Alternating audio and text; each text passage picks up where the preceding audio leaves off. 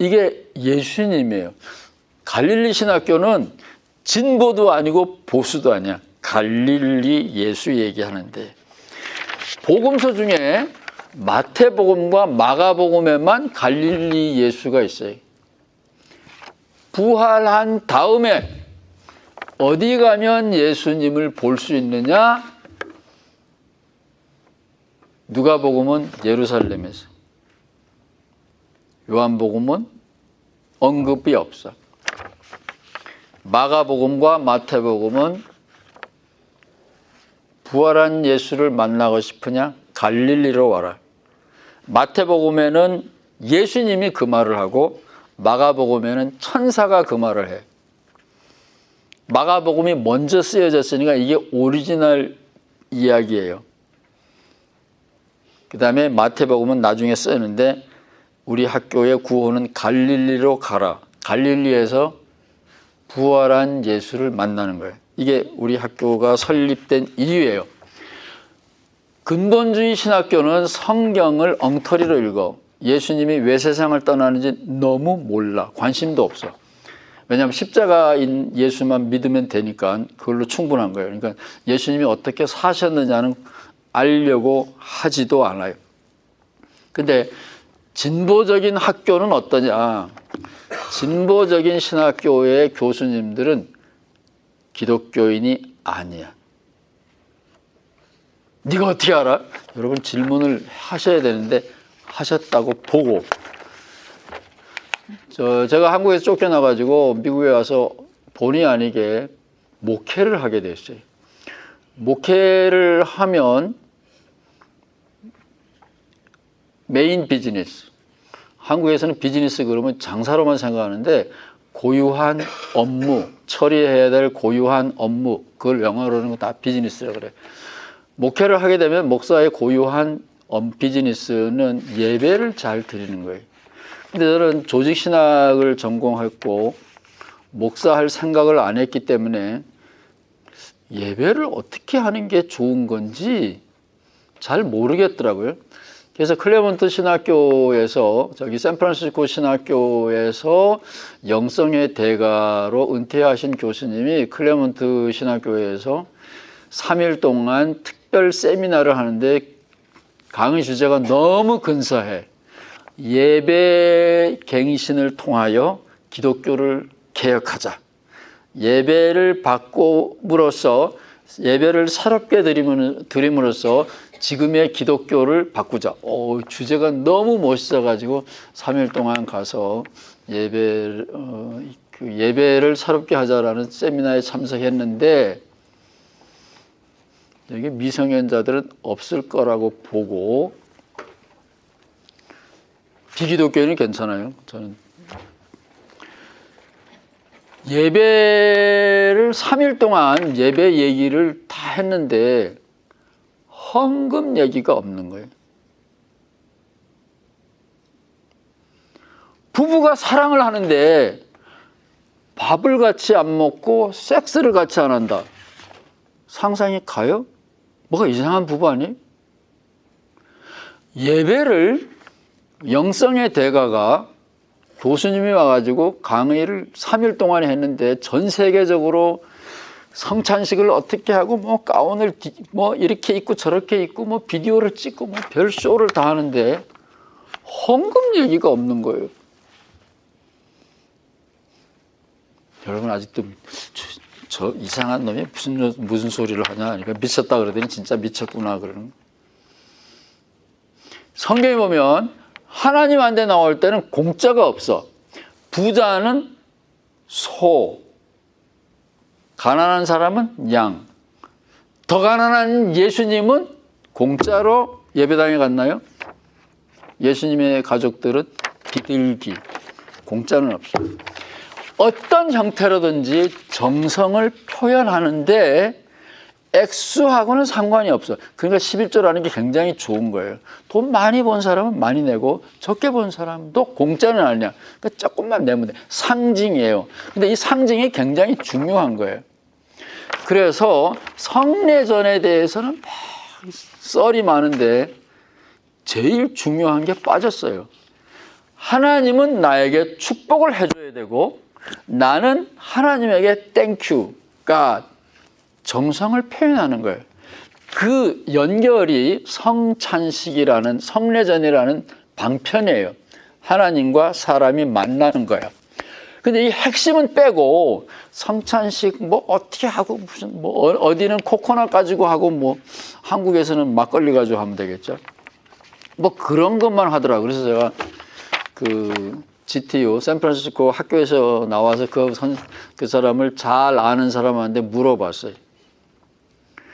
야, 이 사람 목사냐 평신도냐? 그러니까 평신도래. 아무리 뭐 신학교 교수들 평신도 좋아요. 평신도 중에서 훌륭한 신학자들 많이 있으니까. 그래도 미심 작아서 그 평신도라도 헌금을 할 거 아니야. 교회는 다니냐? 안 다니는데. 그러면 그렇지. 교회가 게임장인 줄 알아. 오락장인 줄 알아. 오락장도 입장료가 있고 입장료를 내고 들어가면 뭔가 저쪽에서도 제공하는 게 있는데 얘는 쇼만 하는 거예요. 그래서 진보신학교라는 게 성경을 비판적으로 읽는 거예요. 그런데 진보신학교 교수들은 신앙이 없어. 그래서 갈릴리 학교가 있는 거예요. 그래서 목사님들이라도 다른 데서 신학교 나왔더라도 이 갈릴리 학교의 신학의 패러다임이 다른 거예요. 가르치는 사람은 가르치는 대로 살자 이거예요. 살기 싫으면 학생들에게도 나는 왜 성경은 이렇게 써 있는데 왜 나는 이렇게 가는지를 해명을 해야 돼. 우리 갈릴리 학교에서는 말은 이렇게 하고 행동은 이렇게 한다. 그거는 강사 자격이 없는 거예요. 가르치는 거하고 생활을 일치시키려고 노력을 해야 돼.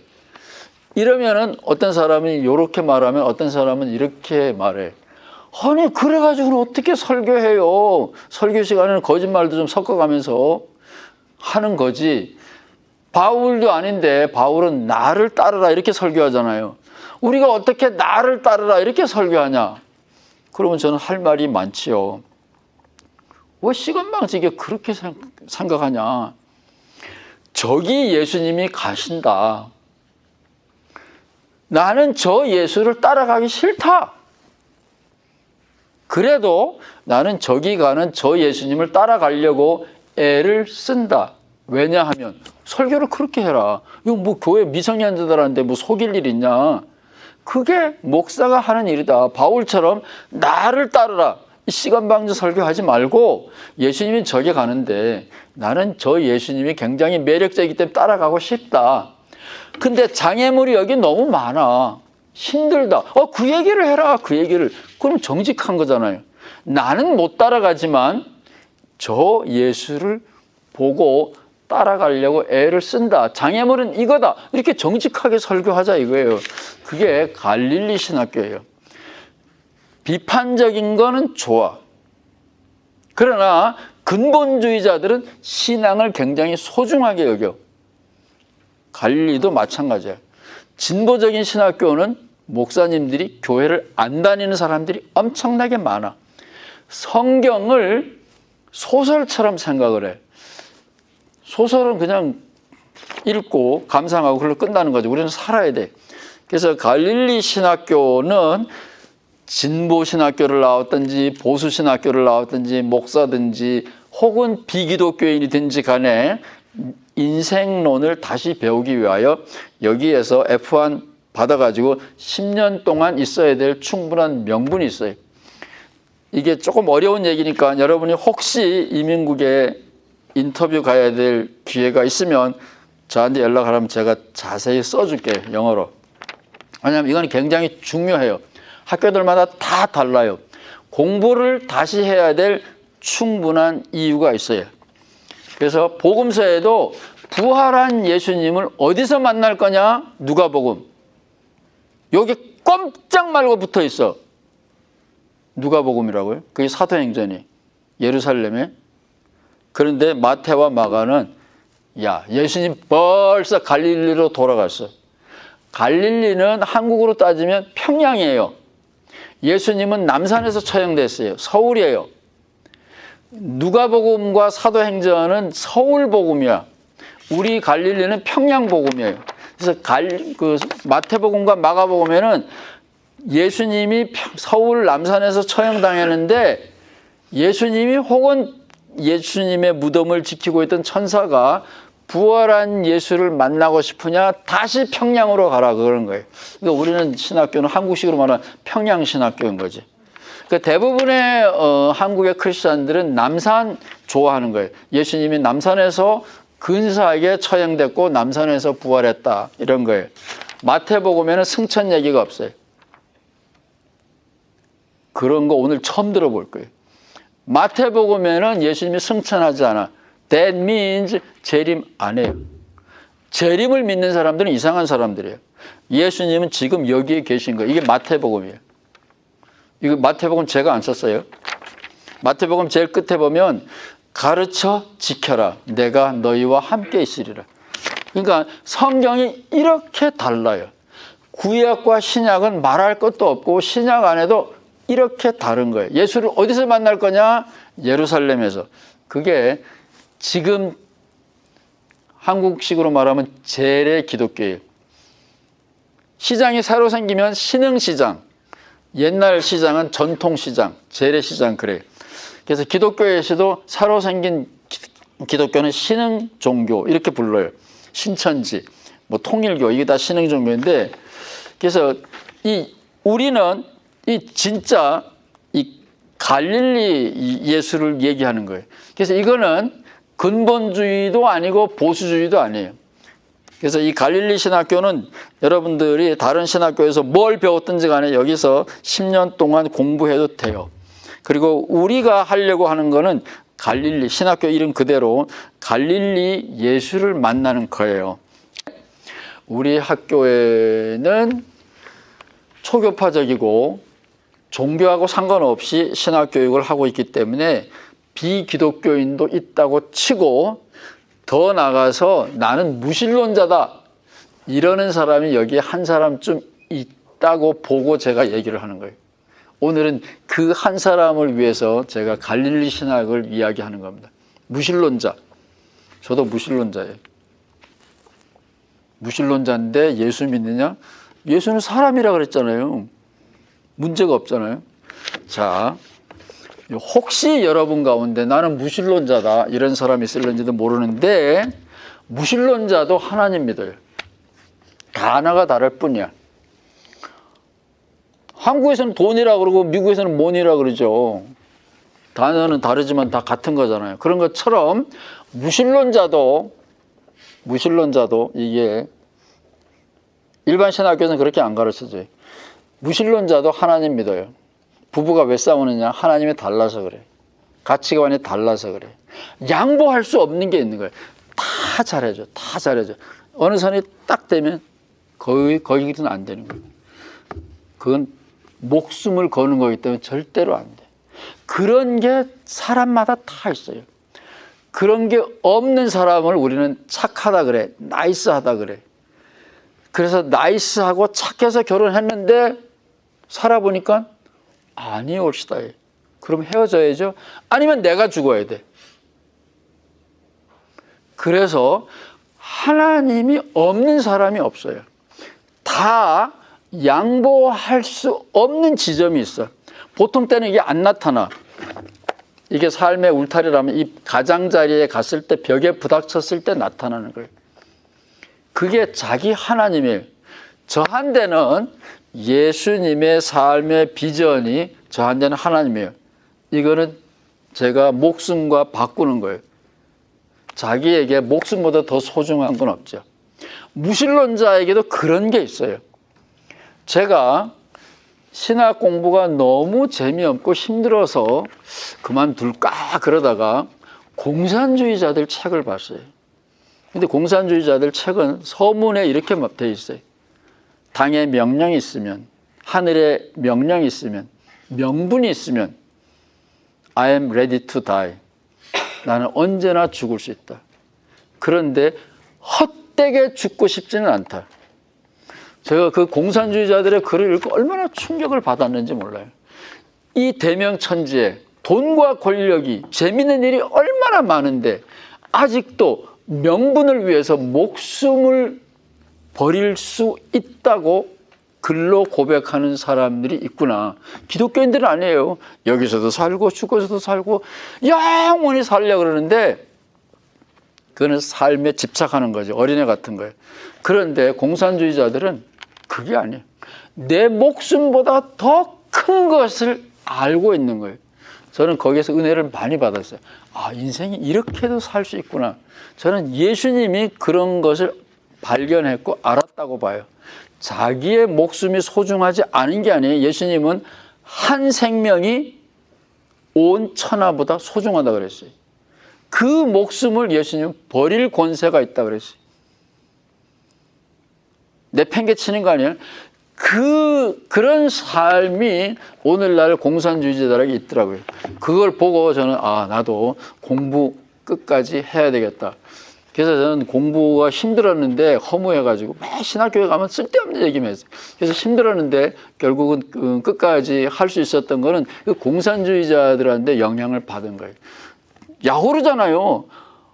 아니 별 볼 일 없는 막스를 위해서도 목숨을 아깝지 않게 생각하고 신념을 바치고 자기 목숨을 바치는 사람인데 내가 그래도 중학교 3학년 때부터 예수 믿기 시작했는데 내가 평생을 예수 믿는데 이거 도중에 하차하면 안 되지. 그래가지고 끝까지 공부를 했습니다. 그래서 이 갈릴리 신학교는 일반 신학교에서 신학을 아무리 배웠다고 할지라도 다른 거예요. 우리는 여기에서 무신론자, 신을 믿는 사람, 종교인 뭐 그런 거하고 상관없어요. 네가 목숨을 어디에 걸고 있느냐? 나는 예수에게 건다. 너는 어디에 걸고 있느냐? 우리 한번 펴보자. 네가 예수에게 걸고 있느냐? 네가 부처님에게 걸고 있느냐? 네가 돈에게 목숨을 걸고 있느냐? 오케이. 그게 그렇게 가치가 있는 건지 한번 따져보자. 어떤 사람은 결혼해가지고 애인을 위해서 목숨을 걸잖아요. 로미오와 줄리엣처럼. 그런 사람은 얼마나 행복할까요? 남들은 뭐라 그러든지 말든지. 그래서 이 목숨을 걸 수 있는 사람은 저는 구원받은 사람이라고 봐요. 그래서 예수님도 구원받은 거죠. 자기가 이 목숨을 어디다가 바쳐야 되는지를 확실하게 알고 있었어요. 그게 예수님의 삶이에요. 근데 예수님의 삶이 위대한 거는 우리가 본받을 수도 있고 참여할 수도 있어요. 트럼프가 훌륭하죠. 전 세계에서 가장 파워 넘버 원이에요. 근데 그 자리는 남들과 쉐어할 수가 없어요. 공유할 수가 없어요. 근데 예수님은 남들이 공유할 수 있는 거예요. 그래서 저는 예수님의 이야기가 참 좋은 거예요. 예수님이 특별한 일을 했다 그러면 우리가 공유 못하죠. 제가 잘하는 거 두 가지가 있어요. 2등도 안 해보고 잘하는 게 두 가지가 있는데 달리는 거 2등 해본 적도 없어요. 공부 2등 해본 적도 없어요. 그건 쉬운 거잖아요. 근데 그거는 다 남들하고 나눌 수가 없어요. 공부는 1등 하나밖에 없어요. 저희 학교에는 8명이 이렇게 해가지고 뜀박질 해가지고 그 중에 하나를 뽑는 거예요. 그리고 키 순서대로 이렇게 팀을 짜는데 저는 이제 어려서부터 키가 작았지만 키하고 상관없이 전 교수님 우리 반 학생이 다 뛰어도 상관이 없어요. 그래서 그거는 쉬운 거예요. 근데 예수 믿는 거는 이거는 쉐어하는 거예요. 누구든지 같이 참여할 수 있는 거예요. 이거 얼마나 좋은 거예요. 세상에는 그 1등 하는 거 이거가 대단한 것처럼 그러는데 예수에 비하면 그거 재미는 진짜 세 발의 피죠. 그래서 예수님이 좋은 거는 너도 다 참여할 수 있고 심지어는 무신론자도 예수님은 올 수 있어요. 예수님이 무슨 종교 얘기했나요? 문둥병자 야 너도 사람이야. 혈류병자 너도 사람이야. 다 같이 가자. 장님이 누구 때문에? 그게 누구 때문이 어딨냐. 장님이면 우리가 장님을 위해서 무엇을 할 수 있을까? 장님의 눈이 되어주라. 예수님이 그런 삶을 사는 거예요.